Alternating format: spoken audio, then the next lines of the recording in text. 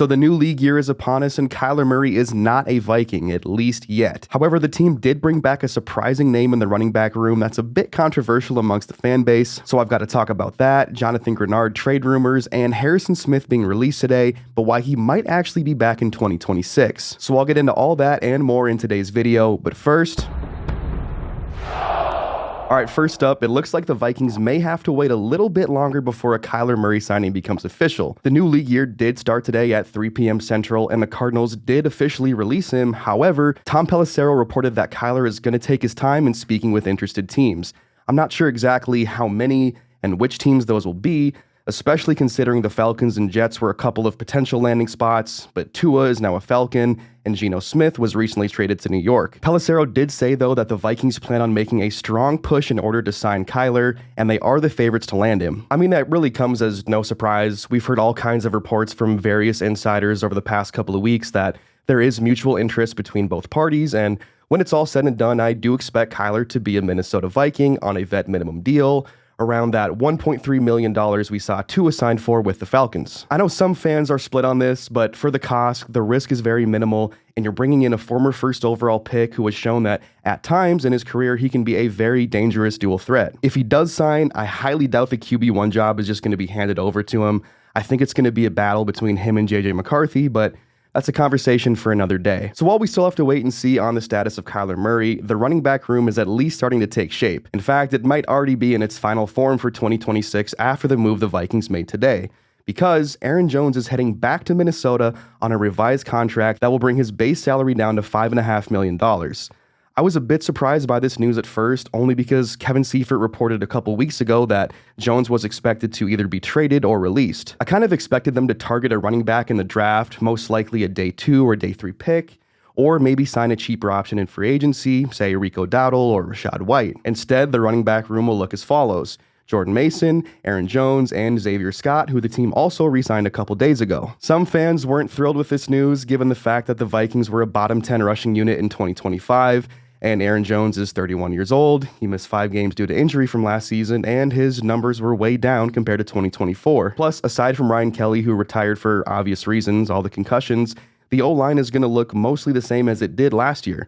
They'll likely target a center in the draft. Maybe Blake Brandel is your day 1 starter there. Who really knows? Honestly, as long as that unit can stay healthy this year, I think there will be a bit of natural improvement, but that's obviously wishful thinking. All in all, though, it does appear like the Vikings are kicking the can down the road in terms of investing into the running back room, either with a high draft pick or a significant amount of money in free agency. And with so many other holes on the roster, I mean, you really can't fault them for that too much. Although, yes, I would have preferred if they went out and signed someone younger who would have been around that same cost like Rico Dowdle or Rachaad White. Next up, with the new league year starting today, the Vikings made the releases of Jonathan Allen and Javon Hargrave official, which was to be expected. Then the base salaries of Christian Darrisaw, Justin Jefferson, and Byron Murphy were all converted into signing bonuses, which freed up around $38 million combined with those 3 moves. TJ Hawkinson's cap number was also reduced by $5 million, and the final year of his contract, 2027, was voided. So that means Hawk is essentially on a 1-year deal and will enter free agency after this season. I know it hasn't been a very eventful free agency for the Vikings. Some fans are disappointed, rightfully so. Their big splash, if you will, was signing Eric Wilson to a 3-year, $22.5 million deal. Then they signed the former Steeler, James Pierre, to a 2-year deal. It's an underrated move, in my opinion. He's a guy that has familiarity with Brian Flores, and he could be one of the steals of free agency if he's able to excel in the system. Minnesota also placed an exclusive rights tender on Jalen Redmond as they try and work out an extension with him, which that's definitely well-deserved when it comes, because that man is a beast. Then they placed a 1-year, $3.52 million tender on Ivan Pace, which makes him a restricted free agent and gives the Vikings the first right of refusal if another team comes in with an offer. Long snapper Andrew DePaula was also brought back on a 1-year deal, and so were Bo Richter and Xavier Scott. Then earlier today, Minnesota re-signed safety and special teams ace Tavier Thomas to a 2-year, $4.6 million deal. And I'm honestly not sure how much he sees the field, if at all, aside from special teams. I think this really has more to do with his role on that special teams unit and the fact that Matt Daniels does seem to like him quite a bit. Now, the big safety news of today was that the Vikings are releasing Harrison Smith. Do not panic. It's a post-June 1st release, and as Alec Lewis noted, it's simply procedural. It really means nothing, barring Harrison Smith's future and whether or not he's going to retire. That decision remains fully up in the air. The reason they had to do this was because Smith had a $25 million base salary guarantee for 2027, and that was going to trigger later this week, so that's why they made this move. And again, it really doesn't mean anything in regards to his status for 2026 and whether he's coming back for a 15th season or not. This just gives him more time to make a decision. Harrison and the Vikings have remained in contact. We know the Vikes want him back, and on a personal level, Harrison, brother, please, we need you badly.